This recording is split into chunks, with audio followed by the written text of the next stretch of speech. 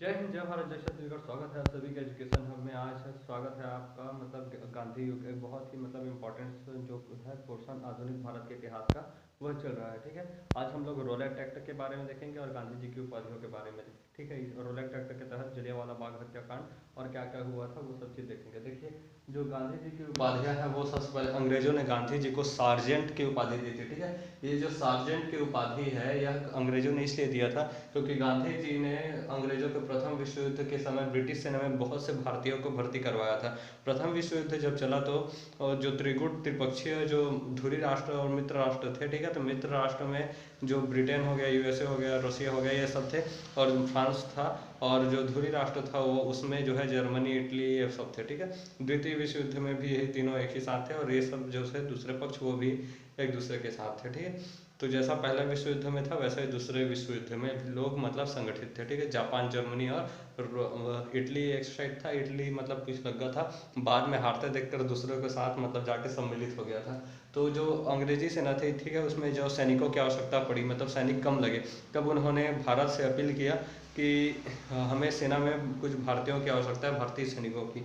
और उन्होंने वादा किया, समर्पण तो यह था, वादा या था, वचन था कि उन्होंने कहा कि जब अगर प्रथम विश्व युद्ध में इंग्लैंड जीत जाएगा तो इंग्लैंड के जीतने के पश्चात भारत को स्वतंत्र कर दिया जाएगा। और इससे मतलब इस बात को सुनकर जो है गांधी जी ने भारतीयों को जो है अंग्रेजी सेना में भर्ती के लिए कहा और भर्ती करवाया। इसलिए उन्हें सार्जेंट की उपाधि अंग्रेजों ने दी और अंग्रेजों ने ही सहयोग के कारण कैसर ए हिंद की उपाधि दी। ठीक है, कैसर ए हिंद की उपाधि भी दी गांधी जी को अंग्रेजों ने। ठीक है, देखिए, चंपारण सत्याग्रह जो हुआ था, ठीक है, चंपारण सत्याग्रह जो हुआ था गांधी जी का पहला प्रथम मतलब सफल आंदोलन था भारत का। तो चंपारण सत्याग्रह के बाद रविंद्रनाथ टैगोर ने गांधी जी को महात्मा की उपाधि दी और गांधी बन गए महात्मा गांधी। ठीक है, देखिए, इतने बड़े व्यक्ति हैं, इन्होंने महात्मा की उपाधि दी, तो महात्मा गांधी कहने में क्या ही हर्ज है। ठीक है, दूसरों की जो बुनी बनाई बातें होती हैं उन पर आपको विश्वास नहीं करना चाहिए, खुद से पढ़ना चाहिए। जो हमारे आइडल लोग हैं, सुभाष चंद्र बोस जी ने ही राष्ट्रपिता कहा है गांधी जी को। ठीक है, देखिए, सुभाष चंद्र बोस जी ने ही राष्ट्रपिता कहा है महात्मा गांधी जी को। जब वे सिंगापुर में मतलब से दिल्ली चलो का नारा लगाकर मतलब अपनी सेना को संगठित करके दिल्ली चलो का नारा लगा रहे थे, तो वहाँ से सिंगापुर से उन्होंने रेडियो पर आह्वान लगाया कि इस बड़े स्वतंत्रता के युद्ध में हमें एक लंबे लड़ाई लड़ने वाले राष्ट्रपिता महात्मा गांधी जी के सहयोग की अत्यंत आवश्यक है।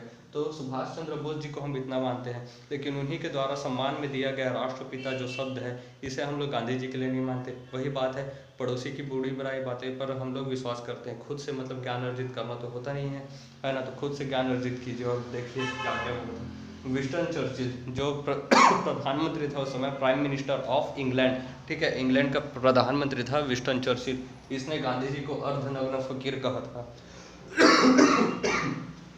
ये विंस्टन चर्चिल जो है भारतीयों से गांधी जी से बहुत ज़्यादा नफरत करते थे, एकदम फूटी आंख नहीं देखना चाहते थे, लेकिन भारत से धन लूटना इसको अच्छा लगता था। एक नंबर का घटिया बेकार आदमी था ये, मतलब Winston Churchill PM of England था उस समय। शेख मुजीबुर रहमान जो अभिषेक हसीना है बांग्लादेश की पीएम, उनके पिता जिथे मुजीबुर रहमान, उन्होंने गांधी जी को जादूगर कहा। खुदाई खिदमतगर संस्था जो था, इसने जो है मंगल बाबा कहा कि सब मंगल ही मंगल होता है इनके नाम से। ठीक है, गांधी जी थे ही, इंग्लिश भी गजब की आती थी, अंग्रेजों के पूरे नियम कानून इंग्लैंड में जाकर पढ़ के आए हुए थे। ठीक है, इसलिए काफ़ी अच्छे से अंग्रेजों पे ये दबाना जानते थे, उनकी नब्ज गांधी जी पकड़ लेते थे। आइंस्टाइन ने कहा था कि आने वाले 100-200 वर्षों में शायद ही कोई व्यक्ति ऐसा होगा जो विश्वास करे कि इतना बड़ा आंदोलन, एक हार्ड मांस के शरीर वाले व्यक्ति ने इतना बड़ा आंदोलन कर दिया था। ठीक है, 9 जनवरी 1915 को महात्मा गांधी जी जो है दक्षिण अफ्रीका से भारत आए।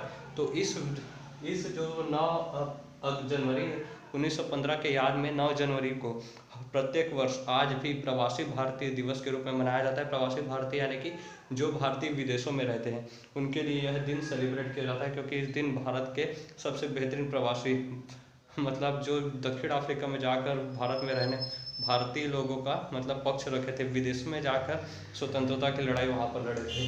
ठीक है, तो अपने देश में आकर तो कमाल करना ही था इनको, तो प्रवासी भारतीय दिवस इस दिन के रूप में मनाया जाता है। जब 1915 में ये जनवरी में आए भारत, तो उससे पहले गोपाल कृष्ण गोखले, जिसे इन्होंने अपना राजनीतिक गुरु माना था, तो उन्होंने बताया था गांधी जी को कि बाबू अच्छे से मतलब वहाँ जाना, साल भर कोई आंदोलन मत करना, क्योंकि दक्षिण अफ्रीका में गजब गजब का आंदोलन किए थे। तो गांधी जी का तेवर इनको पता था, गोपाल कृष्ण गोखले जी को, और इसलिए उन्होंने जब यह बात कही कि साल भर कोई आंदोलन नहीं करना है, वहाँ जाकर केवल और केवल अच्छे से समझना है। उसके बाद फिर गांधी जी ने 1916-17 के बाद अपना प्रारंभ किया था। आगे चलकर जो साबरमती आश्रम है उसका निर्माण करवाया था, ठीक है। तो साबरमती आश्रम की कहानी यह है कि अहमदाबाद के समीप कोचरब नामक स्थान जो है, ठीक है, कोचरब नामक स्थान, वहाँ पर 1915 में आते ही इन्होंने एक आश्रम का निर्माण किया, स्थापना किया। यही आश्रम आगे चलकर साबरमती आश्रम कहलाता है। और इस आश्रम को बनाने के लिए जो धन है, पैसे हैं, वो किसने दिया था? अंबालाल साराभाई ने, ठीक है, अंबालाल साराभाई ने दिया था। गांधी जी को जो यहाँ गांधी जी की कुटिया है, गांधी जी का घर है यहाँ पर आश्रम में जहाँ वो रहते थे, उसे हृदय कुंज के नाम से जाना जाता है, ठीक है, हृदय कुंज कहलाया। 1916 में गांधी जी जो है पहली बार कांग्रेस के लखनऊ अधिवेशन में गए, ठीक है, और इस लखनऊ अधिवेशन की जो अध्यक्षता है वो अंबिका चंद्र मजूमदार ने किया था, ठीक है। तो वहाँ पे 1916 में 1915 से आ गए थे, 9 जनवरी 1915 को, और 1916 तक मतलब ये धीरे धीरे देख रहे थे कि क्या है परिस्थिति देश में, घूम घाम के अच्छे से। इसी अधिवेशन में जो राजकुमार शुक्ला है वो गांधी जी से मतलब मिले थे, ठीक है। तो गांधी जी को मतलब जान रहे थे कि दक्षिण अफ्रीका में इतना बड़ा आंदोलन किया भारतीयों के लिए, रंग भेद के लिए, वहाँ के लोगों के लिए, दक्षिण अफ्रीकन लोगों के लिए। तो गांधी जी को चंपारण के नीलहे जमींदारों के जो 3 कट्ठा पद्धति थी, यानी कि 20 कट्ठा जमीन है तो उसका 3 कट्ठा जमीन जो है उसमें नील की खेती की जाती थी, और नील खेती करने के पश्चात जो है आपका जमीन बंजर हो जाता था 4-5 सालों के लिए। इसकी जानकारी दी थी, ठीक है। चंपारण ने आने का उनसे आग्रह किया राजकुमार शुक्ल जी ने। तब गांधी जी जो है 1917 में राजेंद्र प्रसाद जी के साथ और अनुग्रह नारायण सिन्हा जी के साथ महात्मा गांधी जी जो है चंपारण में पहुंचे, और चंपारण में पहुंचने के बाद उन्होंने एक आंदोलन किया, सफल था यह आंदोलन। यह अंग्रेजों के 3 कट्ठा पद्धति जो था इसे समाप्त कर दिया गया, और नीलहे जमींदारों की ये 3 कट्ठा पद्धति के विरुद्ध यह सफल आंदोलन था। भारत में गांधी जी का यह पहला सफल आंदोलन था, ठीक है, चंपारण सत्याग्रह, ठीक है। देखिए 1915 में आए, 16 तक समझा, 17 में इन्होंने आंदोलन शुरू कर दिया, और 1917 से लेकर 1947 तक देश को लीड किया 30 वर्षों तक, ठीक है। इसके बीच बहुत सारे नेता वगैरह आए, ठीक है, बहुत सारे क्रांतिकारी आए, शहीद आजम हमारे आए, ठीक है, चंद्रशेखर आज़ाद जी आए, हमेशा आज़ाद रहे, सुभाष चंद्र बोस जी आए, जिन्हें हम अपने श्रद्धा से भारत के पहले प्रधानमंत्री के रूप में मानते हैं, ठीक है, नेताजी के रूप में। तो इन सब ने इतना बढ़िया मतलब काम किया, इतना मतलब सम्मान गांधी जी को दिया, लेकिन सब जो है एक टाइम पर पीक पर आया, उसके बाद नीचे चले गए, ठीक है। क्यों है कि जो गरम दल होता है ना, वो एक टाइम पर एकदम मतलब आक्रामक हो जाता है, फिर उसको दबा दिया जाता है, लेकिन जो धीरे धीरे धीरे धीरे लीड करता चला जाता है ना, वो लंबे समय तक टिकता है, नरम दल वाले। तो लेकिन गांधी जी भी ऐसा नहीं था कि केवल अहिंसा पर धर्म पर चले। 1942 के आते आते गांधी जी ने इशारों में बता दिया था कि जो लाठी लेकर मैं चलता हूँ ना, वो लाठी सिर्फ सहारा देने काम नहीं आता, ये लाठी उठेगा जब तो अंग्रेजों को मार भी सकता है। इसलिए उन्होंने 1942 में नारा दिया था, करो या मरो, यानी कि अब तो मतलब कुछ करो, लड़ाई करो या फिर मर जाओ, ये वाला नारा दिया था इन्होंने, क्योंकि समझ चुके थे परिस्थिति को। तो इतने मतलब दूरदर्शी व्यक्ति थे, इनके बारे में पढ़ो, फिर आप लोग फैसला लीजिए कि क्या है, इनको गाली देना है कि क्या करना है, ठीक है। तो इसके बाद जो है इसके बाद 1918 में गुजरात के खेड़ा में इन्होंने किसानों के लिए बढ़े हुए टैक्स को माफ कराने हेतु खेड़ा सत्याग्रह किया। 1918 में गांधी जी ने मिल मजदूर का सत्याग्रह किया अहमदाबाद में, ठीक है। अहमदाबाद में ही इन्होंने पहली बार भूख हड़ताल किया था। भूख हड़ताल पर बैठ गए, और जो भी अंग्रेज आता था मनाने के लिए या फिर कुछ भी कहने के लिए, वो अंग्रेज को एकदम मतलब इंग्लिश में भी हिंदी में भी गाली वाली दे मतलब अच्छे से सुनाकर भेज देते थे, फटकार लगाकर, ठीक है। तो अंग्रेज भी डर जाते थे। तो भूख हड़ताल का इतना बड़ा प्रभाव हुआ कि ये जो अहमदाबाद मिल मजदूर वाला जो सत्याग्रह है, यह भी सफल हुआ, जिसमें पहली बार भूख हड़ताल किया गया था। गांधी जी अपने आंदोलन के लिए 4 प्रकार का प्रयोग करते थे। या तो एक आंदोलन में वो सत्याग्रह करेंगे, या तो भूख हड़ताल करेंगे, या तो बहिष्कार कर देंगे पूरा किसी चीज़ का, या फिर हड़ताल पे बैठ जाएंगे, ठीक है। देखिए रॉलेट एक्ट जो है 19 मार्च 1919 को आया था। इस रॉलेट एक्ट को इसलिए लाया गया था क्योंकि भारतीय क्रांति को दबाना इसका प्रमुख उद्देश्य था। सिडनी रॉलेट ने एनार्कियल एंड रिवॉल्यूशनरी एक्ट के तहत इसे लाया था। इसके तहत होता यह था कि केवल और केवल शक के आधार पर कि यह व्यक्ति हो सकता है इस चीज़ के पीछे, इस शक के आधार पर ही उस व्यक्ति को पूरी तरह से गिरफ्तार किया जाता था। 30 मार्च 1919 को स्वामी श्रद्धानंद ने कर मत दो, ठीक है, कर मत दो, ये जो नारा था वह सरदार वल्लभ भाई पटेल जी ने ये नारा कर मत दो कर दिया था, ठीक है। लेकिन कर मत दो किसने कहा था? देना ही नहीं है ये वाला मतलब किसने कहा था? स्वामी श्रद्धानंद जी ने 30 अप्रैल को। इसमें डेट याद रखिएगा। रॉलेट एक्ट 1919 को स्वामी श्रद्धानंद जी ने 13 मार्च 1919 को फिर ये नारा दिया। 1919 में 19 मार्च को ये रॉलेट एक्ट शुरू हुआ था, ठीक है।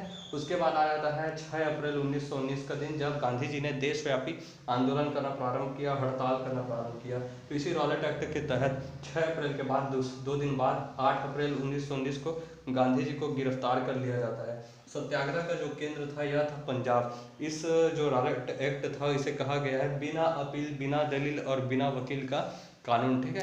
क्योंकि इसमें बिना वकील के ही, बिना किसी दलील के ही आपकी सुनेंगे ही नहीं, बिना किसी वकील के ही क्या है आपको गिरफ्तार कर लिया जाता है, ठीक है। एक बार फिर उसके बाद 8 अप्रैल तक का हो गया सिलसिला। उसके बाद 13 अप्रैल 1919 को रॉलेट एक्ट के विरोध में पंजाब में जलियांवाला बाग, जो अमृतसर में जलियांवाला बाग था, ठीक है, बगीचा था, उसमें लोग इकट्ठा हुए। उस बाग में चारों तरफ से घेरा था, केवल एक तरफ से सकरी गली थी जहाँ से आने जाने का रास्ता था, ठीक है। तो जलियांवाला बाग में लोग इकट्ठा हुए और शांतिपूर्ण तरीके से जनसभा कर रहे थे। एक अंग्रेज वायसराय था उस समय, गवर्नर था चेम्सफोर्ड, ठीक है। पंजाब का जो लेफ्टिनेंट गवर्नर था वो था ओ डायर, ठीक है, गवर्नर ओ डायर था। उसने गोरखा रेजिमेंट के जनरल जो है आर डायर को भेजा और एक कमीना आर डायर जलियांवाला बाग पर आया और जहाँ पर जितने भी लोग थे, ठीक है, जनसभा कर रहे थे, उन सभी पर गोलियां बरसाना शुरू कर दिया। और साले इस डायर ने वहाँ पर निहत्थे लोगों पर गोलियां चलवाई और आंकड़ों के अनुसार 379 लोग मारे गए, जबकि असली में ये आंकड़ा जो है इससे कहीं ज़्यादा है। हजारों लोग इसमें घायल हुए, हजारों लोग की मौत हुई थी, ठीक है। हंसराज नामक जो व्यक्ति था, इसने इस कांड की सूचना अंग्रेजों को दी थी कि ऐसा ऐसा किया गया है, ठीक है। अंग्रेजों ने ही मतलब डायर के इशारे पर गोलियां चला दी है। इस नरसंहार का पूरे देश में बहुत ज़्यादा विरोध हुआ। अभी 2019 में इसे 100 वर्ष पूरा हुआ तो ही मतलब इतना बड़ा मतलब प्रभाव पड़ा था इसका। गांधी जी ने जो है कैसर ए हिंद की उपाधि जो दी गई थी अंग्रेजों के द्वारा उसे त्याग दिया, और टैगोर जी ने जो सर की उपाधि थी अंग्रेजों के द्वारा दी गई उसे भी त्याग दिया। तो ऐसा ऐसा कार्य इन लोगों ने किया। अच्छा किया भाई त्याग दिया। तो डॉक्टर शंकर नायर जो थे, इसने वायसराय की कार्यकारिणी परिषद जो था इससे त्याग पत्र दे दिया। और इसी प्रकार से मदन मोहन मालवीय के नेतृत्व में एक समिति इसके जांच के लिए बनी कांग्रेस में, ठीक है। और कांग्रेस ने कहा कि यह डायर द्वारा लिया गया एक मूर्खतापूर्ण कार्य फैसला था, ठीक है, कदम था। केवल इतना ही कह सकती थी कांग्रेस, और क्या कहेगी। इन सब ने अच्छा किया, अपनी अपनी उपाधियां त्याग दी। अंग्रेजों ने जो है जांच हेतु हंटर कमीशन का निर्माण किया, जिसमें 3 भारतीय और 5 अंग्रेज शामिल थे, ठीक है। 5 अंग्रेज थे, 3 भारतीय थे, जिनका संख्या ज़्यादा है उन्हीं का मत मानना था। तो इन्होंने इस जनरल डायर के फैसले को सही ठहराया और जनरल ओ डायर को, ठीक है, ओ डायर को लंदन बुलाया गया और लंदन में बुलाकर इसे 2600 पाउंड यानी कि 2600 पाउंड यानी कि जो है वो इंग्लैंड का पैसा होता है, ठीक है, मुद्रा होता है। पाउंड की जो धनराशि है और एक तलवार उसे सम्मान के रूप में दिया कि वाह क्या बड़े काम किए हो। ऐसे मतलब हरामी लोग थे ये लोग। तो 1940 में जब बड़े हुए उधम सिंह, ठीक है, इस 1919 में हुए कांड को एक छोटा सा बालक देख रहा था, सरदार भगत सिंह और सरदार उधम सिंह, ठीक है। सरदार उधम सिंह जो थे फिर बड़े हुए और 1940 में ये लंदन में गए और लंदन में जाकर भरी सभा में मतलब जनरल ओ डायर को इन्होंने गोली मारी थी। ऐसा बेहतरीन काम किया था सरदार उधम सिंह को, सलाम है इनको, ठीक है। मिलेंगे नेक्स्ट क्लास में, तब तक के लिए जय हिंद।